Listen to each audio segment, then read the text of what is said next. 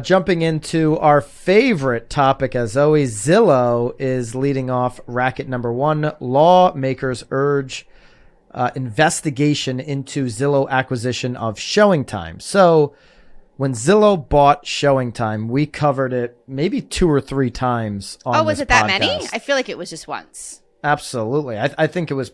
No, because I think there was a follow-up to it at least twice. And it's been an ongoing conversation. It's been a conversation within the real estate industry and within the community of agents and brokers. Yep. It had some life. Well, to it. we did do a follow-up because there was another company trying to release something similar to ShowingTime. Remember? Yeah, well, anyway. that's right. Yep. Yeah, we've talked about it. By the way, if you want instant Zillow updates, this is always the place to get them. So make sure you're subscribed to The Real Word. Okay, so 2 Republican lawmakers have sent a letter to the FTC, the Federal Trade Commission, urging the agency to scrutinize real estate giant Zillow's planned acquisition of ShowingTime, warning the deal could harm homebuyers and Zillow's competitors. Okay, so in a statement, Zillow confirmed that ShowingTime deal is currently under this FTC review.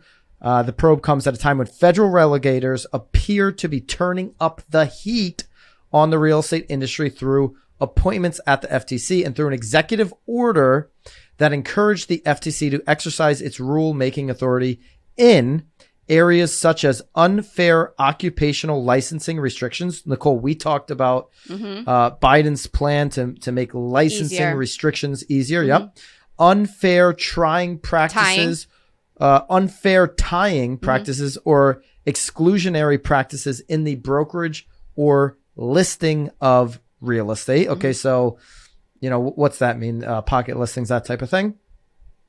And any other unfair industry-specific practices that inhibit competition. Substantially, yeah. Substantially inhibit. I didn't think I could get through that word. That's why you skipped it? I skipped. Well, that's what I'm here for. I feel like this was a good show. Now I get to go. I did my. If you want to know the words that I skip, we always link up these articles. This happens to be an Inman article. Andrea Brambilla just released this week. So there you go. It's an August 12th letter by these 2 a representative from the House, a representative from the Senate.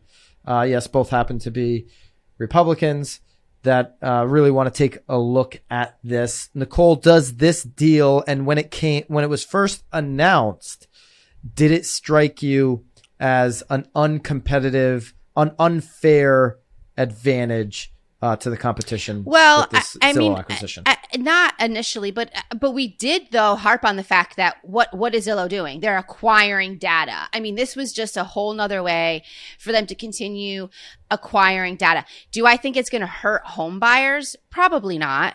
But will it potentially hurt the competition? Probably, because they'll have their hands in pretty much everything. It is interesting though, because you immediately think once you hear that these 2 representatives, sort of brought this up. Was it a group of agents that brought it to their attention, or like who brought it up to them to make them then write this letter is what I'm curious about, because I would love to know what that initiative is. And again, who's really sort of behind it and who are they standing for? Obviously, in my mind, they're probably standing for an agent. But I am sort of curious about the backstory and how it got this far too. The 2 representatives say they're standing not only for agents, but for the competition. I totally get it. Yeah. But but again, what did Realtor.com approach them? It's I don't believe it would be Realtor.com. I do believe there was probably pressure from the brokerage community, right? Because we're all using ShowingTime, right?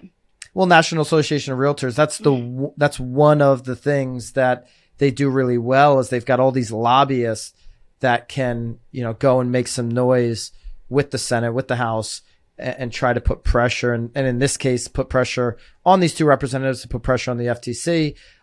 In their letter, they pointed towards many of Zillow's acquisitions: Dotloop, Bridge Interactive, StreetEasy, Naked Apartments, also the acquisition of Trulia in 2015, which was really, Trulia at the time was Zillow's biggest competitor. They had even taken, more of the, market share for lead generation than Realtor.com. And these were all approved without conditions. So they want to start looking at these acquisitions. a little bit closer. And this was a $500 million acquisition of ShowingTime. So the price tag keeps getting bigger on some of these acquisitions. They clearly wanted ShowingTime. They paid $500 million for it.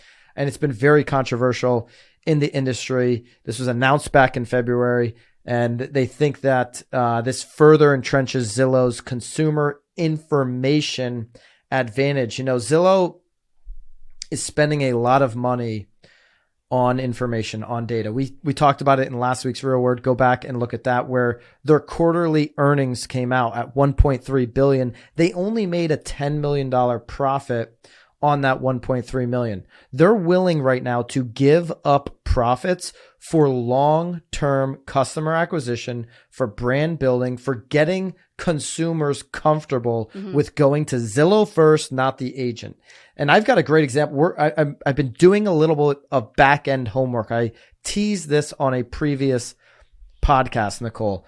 I've got a very close person in my life who is selling their house in another state. Yeah, down south. You were gonna down south. Yes. They're using Zillow offers, right? And the price tag. I don't want to really get into it until it closes and they've got the money in the bank. But the price tag that Zillow has given them, you said was big. It was enormous. It was $40,000 to $50,000 more than any of the comps. In fact, it was just as much as the new construction in the neighborhood, and it was all at a 1% fee. So why is Zillow buying this this home $40,000 to $50,000 ahead of the comps? They're buying brand awareness. They're buying consumer data. And you know what else they're buying? Trust. What do we as agents always say? Well, we say trust. We always say we need people to like us, know us, and ultimately trust us if they're going to transact with us. Right.